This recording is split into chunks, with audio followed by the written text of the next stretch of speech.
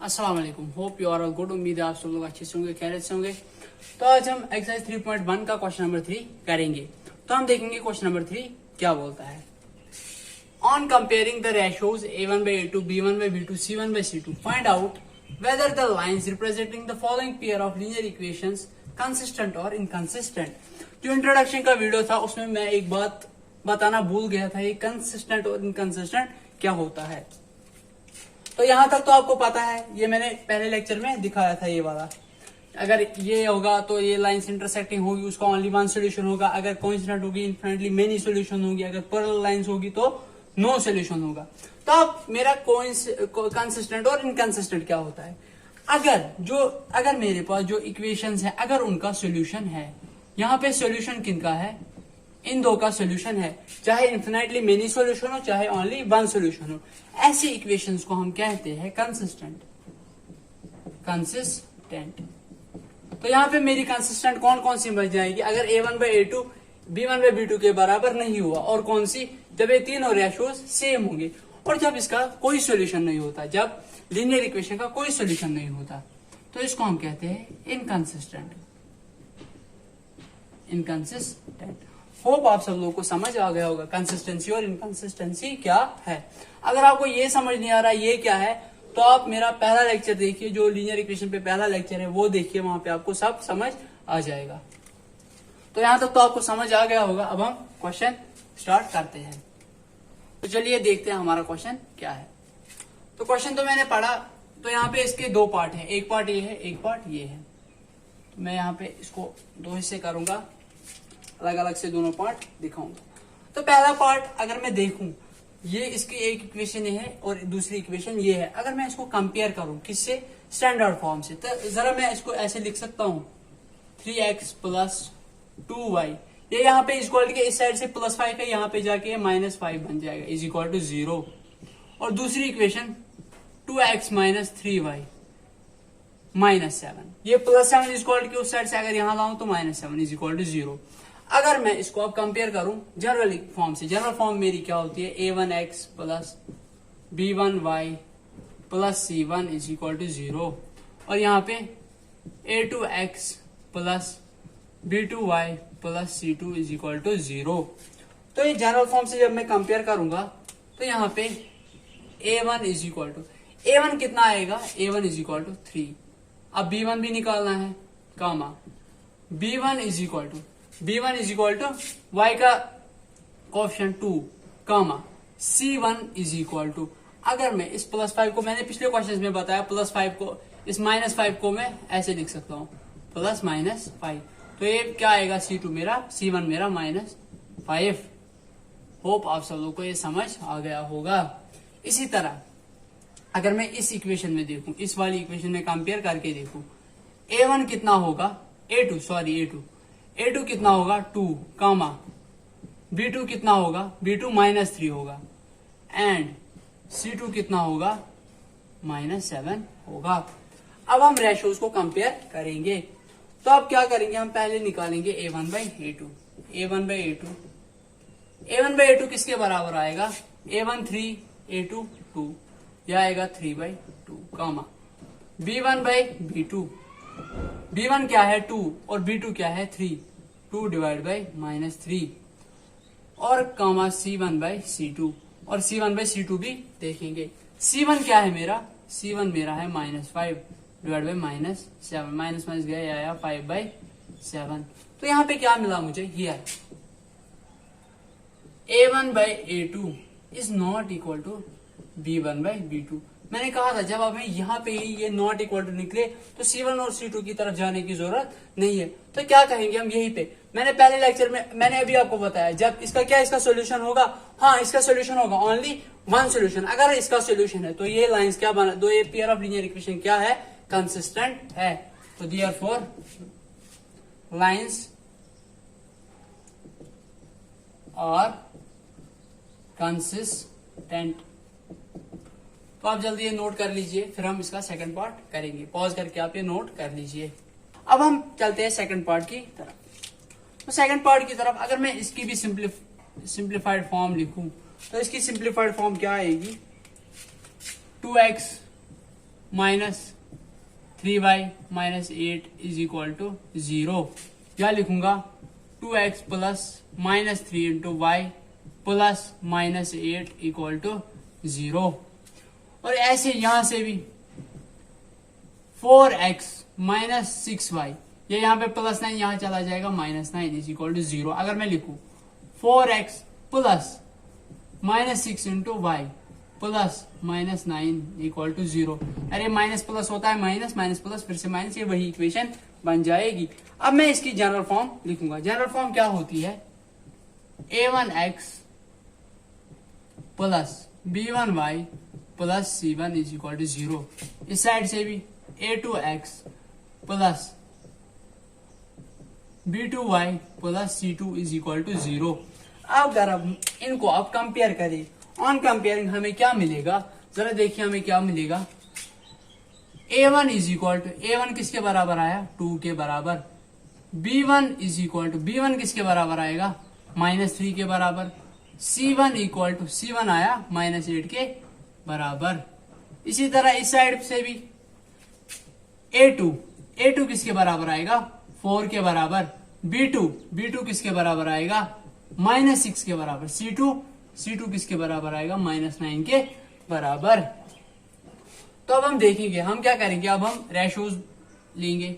a1/a2 किसके बराबर आएगा 2/4 या आया 1/2 कामा, फिर क्या निकालना है b1/b2। b1 है -3 डिवाइड बाई b2 है -6। माइनस माइनस गया 3 1 3 2 ये भी आया 1/2। फिर देखेंगे c1/c2 -8 divide by -9 minus minus गया ये आया 8/9। तो अब हम देखेंगे रेशोज हमें क्या मिले। तब हमें जो रेशोज मिले वो आया a1/a2 वो कितना है 1/2 और b1/b2 वो भी 1/2 इज इक्वल टू b1/b2। फिर is not equal to 1/2 8/9 is not equal to c1/c2। जब ऐसी कंडीशंस आती है, इस लेक्चर के स्टार्टिंग में मैंने बताया था, ऐसी कंडीशंस जब आती है तो हमारा कोई सोल्यूशन नहीं होता, नो सोल्यूशन। ये लाइन जो होती है वो पैरेलल जाती है एक दूसरे के। तो ये क्या होगी जब सोल्यूशन नहीं होता, तो जो लाइंस होती है मेरी वो इनकंसिस्टेंट होती है। Therefore these lines are inconsistent. Therefore these lines are inconsistent। आप ये जल्दी नोट कर लीजिए। इसके बाद इसके और 2 पार्ट है, हम वो 2 पार्ट करेंगे। तो चलिए अब हम इसका पार्ट नंबर 3 और पार्ट नंबर 4 देखते हैं। तो पार्ट नंबर 3 हम वैसे ही करने हैं जैसे मैंने पहले 2 पार्ट किए ना, वैसे ही आप ये पार्ट भी कर लेंगे। तो सोल्यूशन में क्या लिखेंगे, पहले हम इसकी स्टैंडर्ड फॉर्म बनाएंगे। 3/2x plus 5/3y -7 is equal to 0। दूसरे की क्या बनेगी 9x minus 10y -14 is equal to 0। यहाँ पे +7 इक्वल की इस साइड से आया तो -7 बना, वहां पे 0 बचा। इसी तरह ये +14 था, यहाँ -14 आया और वहां 0 बचा। तो यहाँ के पे क्या आएगा, तो अब हम जो जनरल इक्वेशन होती है वो लिखेंगे। तो जनरल इक्वेशन क्या होती है a1x plus b1y plus c1 is equal to 0। ये क्या होता है a2x plus b2y plus c2 is equal to 0। अब अगर हम इनको कंपेयर करके हमें क्या निकलेगा, जरा देखिए हमें कंपेयर करके क्या निकलेगा। जरा इसको करेंगे कंपेयर, a1 किसके बराबर निकला, a1 इज इक्वल टू 3/2 निकला ना, a1 इज इक्वल टू 3/2। फिर इसी तरह हम देखेंगे b1 कितना निकलेगा, b1 ये है, b1 निकला 5/3 और c1 किसके बराबर निकला, c1 निकला -7। यहाँ पे वही प्लस माइनस करके फिर वो -7 आएगा तो -7। इसी तरह a2 क्या निकलेगा 9। तो मैं लिख सकता हूँ 9 डिवाइड बाई 1, या 9 लिखो या 9 डिवाइड बाई 1 लिखो, वो 9 ही होता है। इसी तरह b2 क्या आया -10 क्या लिख सकता हूँ ना -10/1, वो फिर से -10 ही आया। c2 is equal to -14, c2 कितना आया -14। अब क्या करेंगे, अब हम इनके रेशोज को कंपेयर करेंगे। पहले अब हम इनके रेशोज निकालेंगे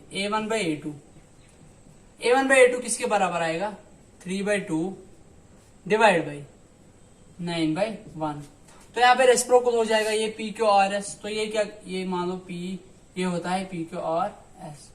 तो PQ वहीं पे रहेगा और RS का रेसिप्रोकल हो जाएगा, ये बनेगा इज इक्वल टू 3/2 इंटू इसका रेसिप्रोकल मतलब उल्टा हो जाएगा 1/9। 3 1 जार 3 3 जार 9, ये बचा 1/6। यहाँ पे समझ आया, ये PQRS था और PQ वहीं पे रहा और RS का रेसिप्रोकल हो गया। ये बस यहाँ समझाने के लिए लिखा था आपको।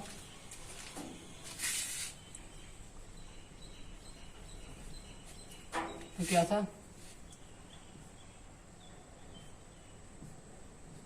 तो 3/2 वही रहा और 9/1 का 1/9 बन गया। 3 1 जार 3 3 जार 9, यहाँ क्या बचा 1 डिवाइड बाई 3 इंटू 2 हुआ 1/6। इसी तरह अब हम यहाँ पे देखेंगे क्या, B1 डिवाइड बाई B2। तो B1 मेरा क्या है 5/3 डिवाइड बाई B2 क्या है -10/1।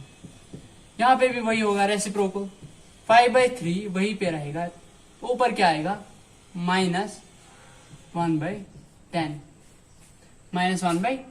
तो ये क्या बनेगा 5 1 जार 5 2 जार, ये बना मेरा -1/6। क्या बना -1/6। इसी तरह C1/C2 देखेंगे। C1 क्या है 7 -7 डिवाइड बाई C2 -14, ये बना, ये माइनस माइनस गया, ये बना 1/2। तो अब हम देखेंगे हमारा क्या आता है A1/A2 B1/B2। हम लिखेंगे A1/A2 B1/B2 C1/C2। तो A1/A2 क्या है मेरा 1/6, ये आया -1/6 1/2। यहाँ पे कोई भी आप, ये A1/A2 is not equal to B1/B2, तो C1/C2 तो देखने की जरूरत ही नहीं थी। तो जब ऐसी कंडीशंस होती है तो lines, therefore these lines are intersecting. तो ये लाइंस क्या होती थी, इंटरसेक्टिंग होती थी।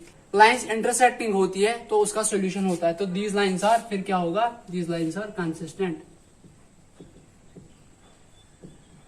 तो दीज लाइंस आर कंसिस्टेंट। तो आप नोट कर लीजिए, इसके बाद हम एक और पार्ट करेंगे। तो हम इसका पार्ट नंबर 4 देखेंगे। तो देखेंगे पार्ट नंबर 4 क्या है। तो अगर हम इसको पहले वही जनरल फॉर्म बनाएंगे 5x माइनस 3y, ये प्लस 11 तो यहां से -11 is equal to 0 comma minus 10x plus 6y minus, ये यहाँ पे -22 है तो यहां जाके +22 बनेगा इज इक्वल टू 0। तो अब हम जनरल फॉर्म लिखेंगे, क्या होती थी, वो क्या होती थी A1x plus B1y plus C1 is equal to 0 comma A2x plus B2y plus C2 is equal to 0। तो क्या होगा यहाँ पे, जब हम देखेंगे, जब हम इनको कंपेयर करेंगे तो अब हमें A1 A2 और B1 B2 और C1 C2 की वैल्यू मिलेगी। A1 is equal to, A1 कितना है 5 कामा B1 is equal to, B1 कितना है -3। यार मैंने यहाँ पे बताया ना क्या करना है, प्लस -3 इंटू वाई, तो फिर से वही बन जाएगा। C1 is equal to, C1 कितना है -11। इसी तरह जब हम दूसरी इक्वेशन में देखेंगे A2 B2 और C2, A2 कितना निकलेगा यहाँ पे -10, B2 6, C2 22। अब हम इनके रेशोज निकालेंगे। A1/A2 जरा बताइए, A1/A2, A1 5 A2 10 हुआ 5/-10, यह आया -1/2। इसी तरह B1/B2, B1 क्या है -3, B2 6, ये आया -3/6, ये आया -1/2। और अब C1/C2, C1 क्या है -11, C1 -11 डिवाइड बाई 22, ये आया -1/2। तो हमें क्या मिले, हमें सारे रेशोज सेम मिलेंगे। तो हम लिखेंगे hence A1/A2 is equal to B1/B2 is equal to C1/C2। ये सारे किसके बराबर है -1/2 -1/2 -1/2। जब ऐसी कंडीशंस होती थी, जब सारे सेम निकलते थे, तो लाइंस क्या होती थी कोइंसिडेंट, और उसमें क्या होते थे इन्फिनिटली मेनी सॉल्यूशन। जब सॉल्यूशन होगा तो ये क्या होगी मेरी कंसिस्टेंट। तो लाइन क्या होगी consistent. Lines therefore these lines are consistent. आप लोग ये नोट कर लीजिए, इसके बाद इसका फिफ्थ पार्ट आता है, इसके बाद हम वो करेंगे। तो चलिए आज का लास्ट पार्ट करते हैं।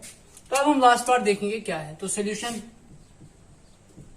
में क्या लिखेंगे, तो जनरल फॉर्म तो इसकी दी हुई है, तो हम लिखेंगे a1x plus b1y plus c1 is equal to 0, और यहाँ पे a2x plus b2y plus c2 is equal to 0। तो हम क्या करेंगे, अब रेशो, अब इनको कंपेयर करेंगे, कोएफिशिएंट्स को कंपेयर करेंगे। तो a1 कितना आया मुझे, a1 कितना आएगा 4/3 कामा b1, जरा कोई बताओ b1 कितना आएगा, b1 आएगा 2 के बराबर। c1 किसके बराबर आएगा, -8 के बराबर। इसी तरह इस साइड से भी हमें देखना है a2 किसके बराबर आएगा, 2 के बराबर। क्या मैं 2 को 2/1 लिख सकता हूं, सेम ये 2/1 2 ही होता है। इसी तरह b2 कितना होगा 3, और c2 कितना आएगा -12। तो निकाले हमने a1 b1 c1 a2 b2 c2। अब हम इनका रेशियो निकालेंगे। तो हम रेशियो निकालेंगे तो क्या लिखेंगे यार, तो यहां से निकालिए आप, यहां पे दिखेगा आपको अच्छे से। a1/a2 is equal to a1 4/3 divide by a2 2/1, वही वाला p/q वाला p/q r, तो क्या होगा 4/3 इंटू 1/2, ये आएगा 2 1 2 2, ये बना 2/3। समझ आ गया, 4/3 और इसका रेसिप्रोकल हो गया 2 1 2 2, तो क्या बचा 2/3। इसी तरह फिर यहाँ पे आइए b1/b2, जरा b1 क्या है 2, तो लिखा मैंने 2, b2 क्या है 3, तो डिवाइड बाई 3, c1/c2, c1 क्या है -8 डिवाइड बाई c2 क्या है -12, ये गया माइनस के साथ 8। यहाँ पे अगर हम करेंगे 3 से 4 से, 4 1 4 2 8 4 3 12, ये निकला 2/3। तो यहाँ पे भी हमारे सारे रेशियो सेम निकले। तो हम क्या लिखेंगे, so a1/a2 is equal to b1/b2 is equal to c1/c2। हमें यहाँ वो कंसिस्टेंट, हमें यहाँ पे वो लाइंस इंटरसेक्टिंग है, पैरेलल है या कोइंसिडेंट है, वो नहीं बताना। हमें क्या बताना है, कंसिस्टेंट है या इनकंसिस्टेंट है। जब ये वाली कंडीशंस होती तो हमें इन्फिनिटी मेनी सॉल्यूशंस होते थे। जब सॉल्यूशन होता था तो लाइंस क्या होती थी, कंसिस्टेंट। तो क्या बोलेंगे, दीज लाइंस आर कंसिस्टेंट। इसी के साथ हमारा क्वेश्चन नंबर 3 खत्म होता है। मिलते हैं नेक्स्ट वीडियो में, तब तक के लिए अल्लाह हाफिज।